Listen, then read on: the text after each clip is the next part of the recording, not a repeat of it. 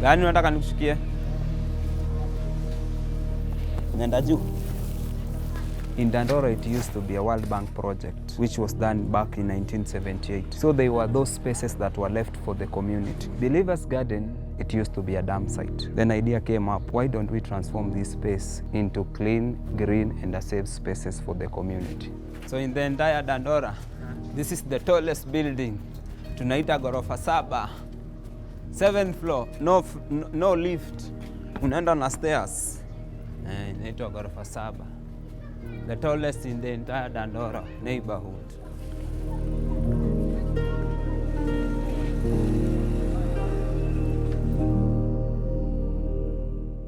Class 3, I lost my parents, both of them. So reaching class 5, who was taking care of me when my parents died, it was my grandmom. Unfortunately, when I was in class 5, she also passed away. So at class 5, I started living on my own with my brother and my little sister. We started surviving at class 5. Reaching class 8, my bro also passed on.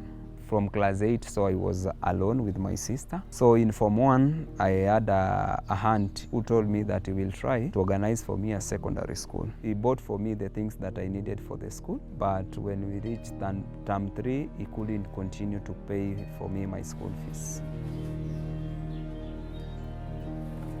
So when we were growing up, those people that we were looking up to, they were criminal. So that is how I found myself in crime. I used to do crime, go and pay my school fees, take care of my sister. That is how I used to survive. I've seen a lot of youth being killed when we were with them in a robbery mission.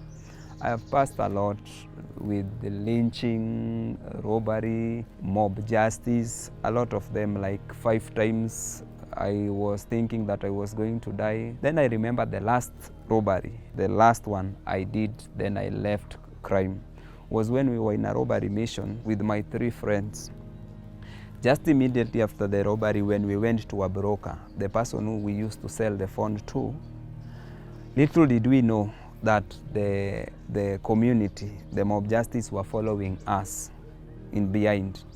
So I just felt like going to release myself. When I just left there to go and release myself, little did I heard that the hour my friend were beaten up, they were lynched.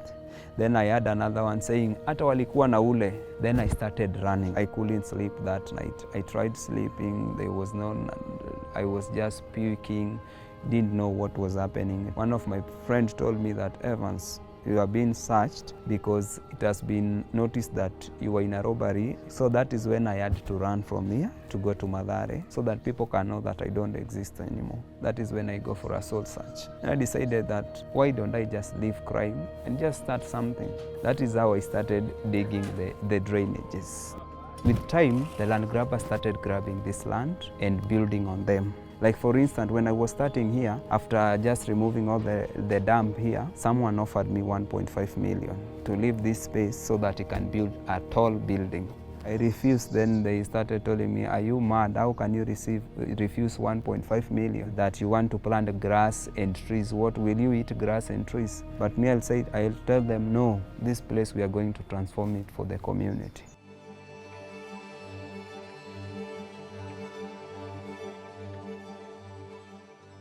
If we go there in dump site, what makes me happy is that part of the dump site, there are youth who have started transforming part of the dump site. You will see a green space in dump site. That gives me a hope that really this journey we are going, and it is not only me, we are going with a lot of youths. I have hope that this is the generation that is going to finish the dump site there. If we talk about the government, they will never do it. I know it is only our generation that can bring change. People perceive me as a transformer in the community because through this initiative, I've been able to show a lot of youths the way to leave crime and start something that will be a benefit to our community. And I'm also a father to the young generation who are coming. At least I have to show them a good example that this is what we are supposed to do in our hood. In Dandora, we never had gardens. So if you're telling people that we are going to make a garden, people are saying, "What is garden? Huyu mtu ni nini anasema?" Considering I was in crime. So the idea which came to me was that I was going to use the things that people consider waste in the environment. They are the things that we are going to use as raw material. Along the way, the youth started seeing, oh, so that is what Evans was doing. But not all of them came up with, because when we talk about change, change is a process, not an event. It is something that before you see it, it takes time. These spaces, it brings people together. It unites the people. It unites different cultures, okay? Because through these spaces, I have a lot of people that I met through these spaces. If I didn't have started this transformation, then I could not have met them.